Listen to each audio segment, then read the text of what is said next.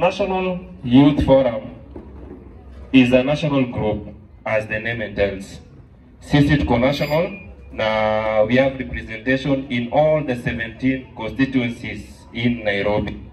Tuna engage wanarika, tunataka wanarika waingie kwa politics, si ndio? Hakuna mtu hawezi simama hapa na itisha kiti, si ndio? Sisi tulikuwa na mzalendo akitisha katika Central, si ndio? So tunasema kila mtu ako na potential, si ndio? Tujipatie nafasi sisi tusimame kwa siasa, tusikane, tusitumiwe vibaya. Unajua wanasiasa wamezoea kutumiwa alafu wanadambiwa, si ndio? Wewe unakuja unafanyia mtu fulani campaign, unamfanyia campaign, akishapata kiti anakusahau.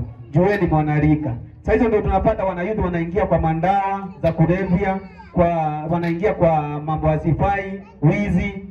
Tunapata young parents ambao wanapata watoto wakiwa wadogo because they are mentally tortured, si ndio?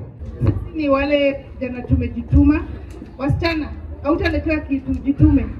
Hakuna kitu utakuja uletwe na mwanaume, pia wanaume wanajituma, si ndio kweli? What I would advise, na ningewaomba nyinyi wote tushikane as youth. We have a good opportunity huko mbele. Kwa hivyo tushikane, tutatembea na yeye. Anything we will be partnering with you people. As at now, wacha niongee tu kidogo. Constituencies, we have 17 constituencies and we have a representation for all constituencies. Ward level ndio tumeanza kuingia, and then other counties we also have a representation. So very soon we will be launching na tutawakaribisha, we work together.